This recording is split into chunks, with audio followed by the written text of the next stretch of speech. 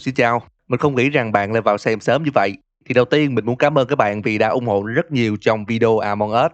Trong thời gian đó, mình có nhận được thông tin là Among Us đã hủy phần 2. Yeah, đây là một tin không vui với chúng ta. Nhưng nhà phát triển Innerslot hứa rằng sẽ chuyển những nội dung họ dự định làm trong phần 2 vào phần 1. Nên có vẻ chúng ta vẫn có tin vui là sẽ không cần phải bỏ tiền mua phần 2.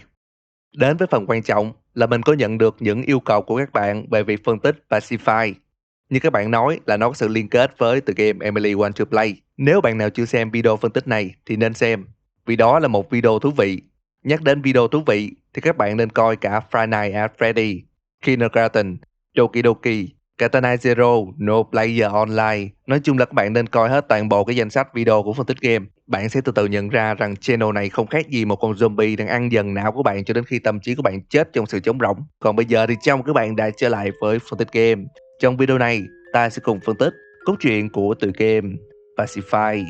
Mình biết rằng đã có rất nhiều channel phân tích về tựa game này, nhưng đừng lo vì sẽ có những thông tin mới mẻ cho bạn trong video này. Vì vậy, hãy cứ theo dõi nha.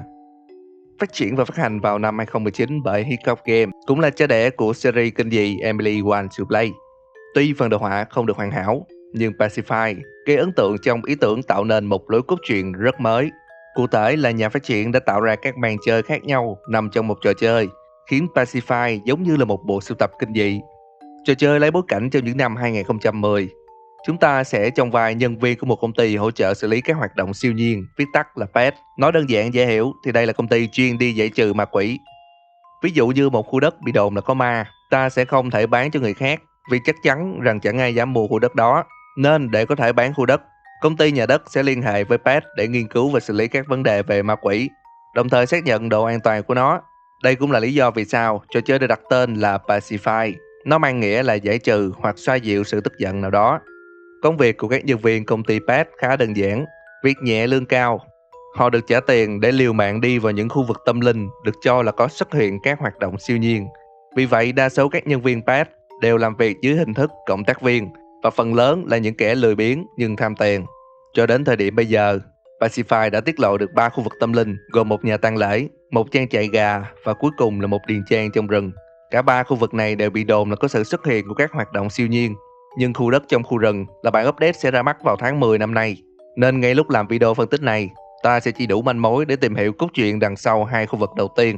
Cốt truyện của từng màn chơi trong Pacify rất dễ tìm hiểu. Bạn chỉ cần đọc hết các bản ghi chú trong từng màn chơi thì cốt truyện của màn chơi đó cũng sẽ được tiết lộ. Các màn chơi trong Pacify thường sẽ có 3 kiểu ending khác nhau. Một là những nhân viên PAT bị giết khi khám phá khu vực tâm linh. Hai là sau khi xử lý được vấn đề tại khu vực tâm linh sẽ bắt sinh vật tâm linh trở về với trụ sở. Và ba là sau khi xử lý khu vực tâm linh, các nhân viên xử lý luôn cả sinh vật tâm linh thì khi trở về trụ sở họ sẽ bị bắt thành vật thí nghiệm. Trong màn chơi đầu tiên, ta sẽ khám phá một nhà tang lễ vào những năm 1889. Tại đây từng có một gia đình gồm 3 người: người cha Woodludier, người mẹ Gretchen và cô con gái Emilia. Woodludier là cái tên rất quen thuộc vì đây cũng là người được cho là kẻ đứng sau mọi chuyện trong series Emily Want to Play. Và có vẻ như câu chuyện tại nhà tang lễ này xảy ra trước các sự kiện trong Emily Want to Play, nên có thể từ những manh mối ở đây, ta sẽ tìm được mục đích thực sự của Woodludier. Trong màn chơi ở nhà mai táng, ta sẽ phải đột nhập vào ngôi nhà từ đường hầm và từ đó di chuyển lên phòng chính. Ta cũng sẽ gặp một bé gái mặc đồ trắng, đây chính là Emilia. Ngoại trừ việc lặng lẽ đi theo một cách kinh dị thì Emilia có vẻ không nguy hiểm. Nhưng hãy để ý rằng thời điểm các nhân viên của PAT khám phá ngôi nhà là năm 2010, còn các thành viên của gia đình nhà Ludier sống vào những năm 1880. Điều này khẳng định rằng cô bé mà chúng ta đang nhìn thấy ở đây đã sống hơn 100 năm. Sau khi vào nhà gặp Emilia, một lúc sau ta sẽ biết rằng cô bé bị quỷ ám. Và để kiềm hãm con quỷ, các nhân viên có thể đưa cho Emilia loại búp bê mà cô bé thích. Nhưng cách này chỉ có tác dụng trong một thời gian ngắn. Để kiềm hãm hiệu quả hơn, ta sẽ phải tìm 9 con búp bê bị đánh dấu đang lẫn trốn khắp nơi trong nhà và đốt chúng. Sau khi làm vậy, Emilia sẽ ngất xỉu và ta sẽ có thể lựa chọn một là hỏa thiêu cô bé và hai là bắt cô bé trở về trụ sở của Beth. Đến với thông tin trong những bản ghi chú, ta sẽ biết rằng đây là nhà tang lễ duy nhất trong thị trấn. Một chi tiết khác có đề cập đến việc trong lúc thực hiện các hoạt động tang lễ, Woodludier nhận ra rằng khách hàng có nhu cầu muốn nhìn thấy linh hồn của người đã khuất lần cuối để nói lời từ biệt. Ông ta đã cùng vợ mình nghiên cứu thuật gọi hồn từ các nền văn hóa khác nhau. Sau khi nghiên cứu về thuật gọi hồn thành công, ông ta đã biến nó thành một dịch vụ đặc biệt của nhà tang lễ và sử dụng Emilia như là một công cụ. Nghi thức gọi hồn chỉ thực hiện được đối với những xác chết không quá 3 ngày. Cụ thể là nghi thức này sẽ sử dụng những con búp bê như là vật liên kết giữa cõi sống và chết. Nghi thức sẽ tách linh hồn của người chết và Emilia vào hai con búp bê khác nhau. Sau đó, để con búp bê chứa linh hồn người chết gần thân xác của Emilia. Linh hồn người chết sẽ nhập vào Emilia và nói chuyện với người thân của họ. Sau khi cuộc nói chuyện với người chết kết thúc, linh hồn người chết sẽ được xuất khỏi thân xác của Emilia và sử dụng con búp bê còn lại để đưa linh hồn của cô bé trở lại. Đồng thời xác của người đã chết sẽ được hỏa táng để chắc chắn rằng linh hồn người chết sẽ siêu thoát. Còn những con búp bê thì được đánh dấu và lưu trữ. Ta sẽ có câu hỏi là tại sao vua Ludia lại sử dụng con gái mình để thực hiện các nghi thức gọi hồn. Thì ta biết rằng Emilia không phải con ruột của vua Ludia mà chỉ là con nuôi. Và Emilia không được nhà Ludia nuôi từ nhỏ, mà họ chỉ nhận nuôi cô bé để làm công cụ thực hiện việc gọi hồn. Đến với Emilia, ta không hề có manh mối gì về quá khứ của cô bé, chỉ biết rằng cô là con nuôi của nhà Ludia và bị sử dụng như một loại công cụ. Trong nhật ký của cô bé có nói rằng trong quá trình nghi thức gọi hồn được thực hiện, cô thấy mình được đến một cõi yên bình và ở đó cũng có những thực thể muốn thoát ra. Ta còn biết được việc gọi hồn đã ảnh hưởng đến Emilia. Cô bé bắt đầu có những biểu hiện kỳ lạ và bị nhốt trên gác xếp. Trong một lần gọi hồn, Emilia đã bị quỷ nhập và giết chết người khách hàng. Vợ của Wood Ludia cũng đã bị giết ngay trong cái ngày xảy ra sự kiện đó. Vậy ta có thể hiểu cơ bản là trong quá trình gọi hồn, linh hồn Emilia đi đến một cõi gọi là Limbo. Theo thần học thì khi con người chết đi, linh hồn của họ không đi xuống cõi chết ngay lập tức, mà ngụ tại Limbo. Tại sao lại là Limbo? Thì như Emilia mô tả rằng đó là một cõi yên bình, và trong tất cả các tầng của cõi chết, yên bình chỉ tồn tại ở Limbo. Và trong Pacify, Limbo không chỉ có linh hồn của người chết, mà còn sở hữu những con quỷ. Những con quỷ này biết được Emilia là linh hồn người sống duy nhất thường hay đến và đi trong Limbo, nên chúng đã bắt đầu bám lấy cô bé.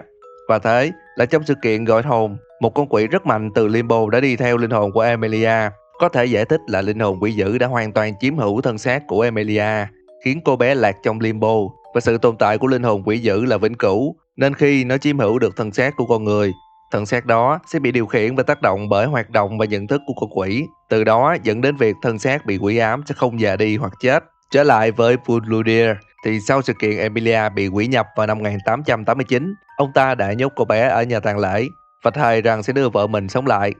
Điều này dẫn đến khả năng cao rằng khi Wood Ludia trở thành bậc thầy múa rối, ông ta vẫn nghiên cứu về các nghi thức gọi hồn, dẫn đến những vụ mất tích trong Emily Want to Play. Mục đích của ông ta là muốn tách linh hồn của những người sống để có thể sử dụng thân xác làm vật chứa cho linh hồn của vợ mình. Trong những nghi thức gọi hồn của Wood Ludia, ông ta không sử dụng búp bê mà dùng những con rối để làm cầu nối giữa cõi sống và cõi chết. Cũng vì thế mà những con rối là nơi dễ dàng bị những con quỷ chiếm hữu, từ đó tạo nên những con rối bị quỷ ám. Đó là những phân tích về khu vực tâm linh đầu tiên, và nó cho ta rất nhiều thông tin về quá khứ của Wood Ludia và nguồn gốc hình thành của những con rối quỷ ám. Đến với khu vực tâm linh thứ hai, các nhân viên PAT đã được cử đến một trang trại gà của một gia đình nông dân. Khi đến nơi, căn nhà đã bị bỏ hoang, có rất nhiều bản ghi chú rải rác khắp nơi. Bên trong chuồng ngựa, ta sẽ thấy một bà nông dân bước ra. Nếu đến gần, bà ta sẽ ăn thịt bạn. Việc ta có thể làm lúc này là chạy vào nhà kho, lấy bịch thuốc diệt côn trùng và trộn chúng với máng nước. Sau đó lấy chảo chạy ra ngoài sân, đập đầu mấy con gà và bỏ chúng vào máng. Cuối cùng bạn sẽ có món thịt gà tẩm độc. Bạn cho bà nông dân ăn tầm 9 con gà tẩm độc, bà ta sẽ ngất xỉu. Lúc đó ta sẽ có thể lựa chọn, một là đưa bà ta đến chỗ nghĩa địa, bà ta sẽ bị phong ấn vào trong chiếc hộp gần đó, hoặc hai là bắt bà ta về trụ sở của Beth. Vậy thì câu chuyện đằng sau trang trại gà này là gì? Để tìm ra điều đó, bạn cần đọc hết tất cả bản ghi chú. Ta sẽ biết rằng trang trại gà này thuộc quyền sở hữu của Joe và Karen. Họ thừa hưởng trang trại gà này từ bà của Karen vào cuối năm 2015 và sống tại đây cùng với hai người con. Đằng sau trang trại gà này là một nghĩa địa cùng với cối xay gió cũ. Joe thì luôn phải vắng nhà do yếu tố công việc, nên Karen phải quản lý toàn bộ mọi thứ. Mọi việc diễn ra sau khi Karen tìm thấy một chiếc hộp bí ẩn ngoài nghĩa địa. Khi mở nó ra thì một mùi hôi thối bốc lên và khiến Karen cảm thấy đói. Karen bắt đầu cảm thấy khác lạ, tóc cô chuyển thành màu trắng và rụng nhiều hơn, khuôn mặt bắt đầu lão hóa, còn cơ thể thì trở nên mập mạp. Karen nhận thấy cơn đói càng lúc càng mạnh và cô cũng rất dễ nóng giận. Cô bắt đầu ăn mọi thứ. Cơn đói khiến cô phát điên và ăn thịt cả hai đứa con của mình. Joe sau khi từ chỗ làm về cũng bị tấn công bởi Karen.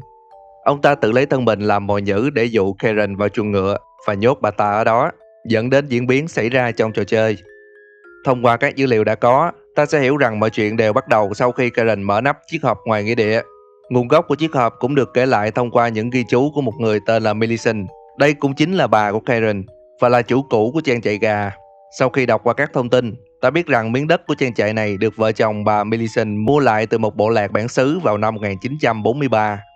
Những người bản xứ còn nói với Millicent rằng khu đất chỗ cối xay gió là một nơi linh thiêng. Họ còn tặng cho bà một bức tượng để kích hoạt ma thuật trong cối xay gió và một chiếc hộp để giam cầm quỷ dữ.